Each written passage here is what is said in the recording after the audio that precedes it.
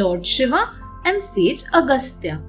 Lord Shiva and Parvati were getting married at the same time in the Himalayas in the north, when Kaveri was worshipping Brahma in the Sahaya mountains in the south. All people, sages and gods started flocking to the north to witness the divine union of two souls. As a result, the earth began to tilt towards the north. The earth was in danger of toppling over.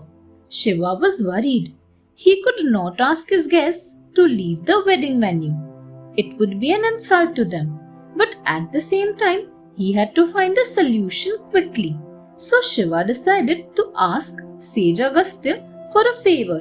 He requested Agastya to go southward, as he was the only one who could balance the universe by his supreme powers.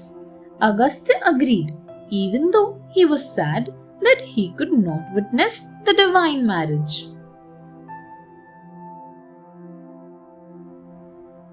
Agastya proposes to Kaveri.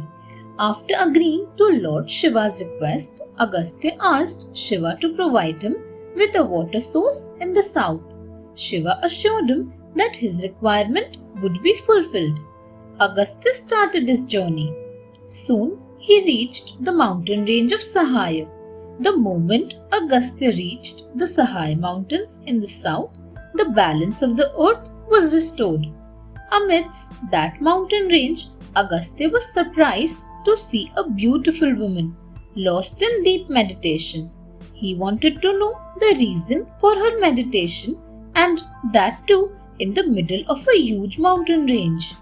On being asked, the woman said, "O sage, my name is Kaveri, and I am worshipping Lord Brahma to find a suitable partner for myself." Agastya could not hold back his laughter and started laughing at Kaveri. But Kaveri did not give up and resumed her worship. Agastya was impressed by Kaveri's determination and asked her to marry him.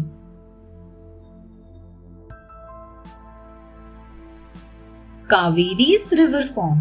Agastya's marriage proposal surprised Kaveri. She thought for a while and then agreed. She knew that Agastya was a wise and virtuous person.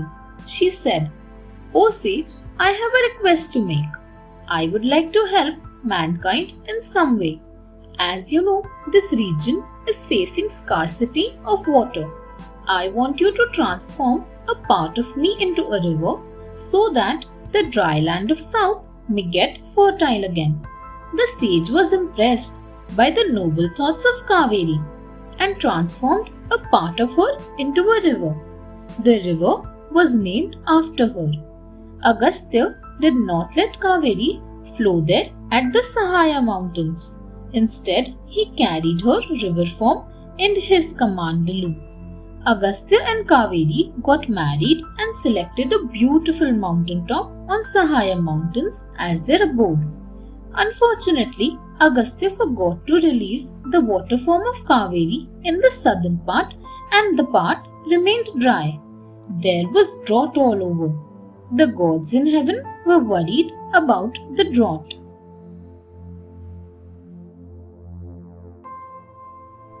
Ganesha and river Kaveri.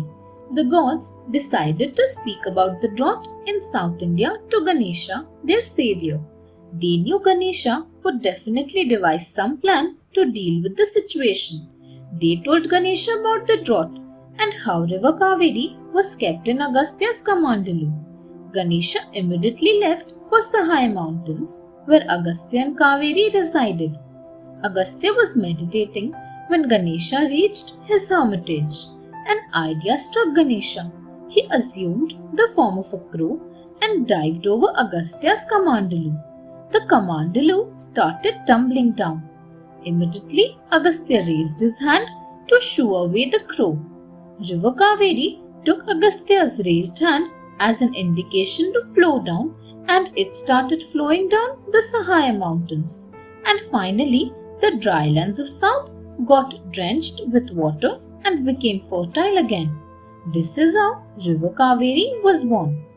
River Kaveri is to date one of the largest rivers in India and is serving the entire population of the region. Thanks for watching. Do like, share, subscribe to Sahil Book House.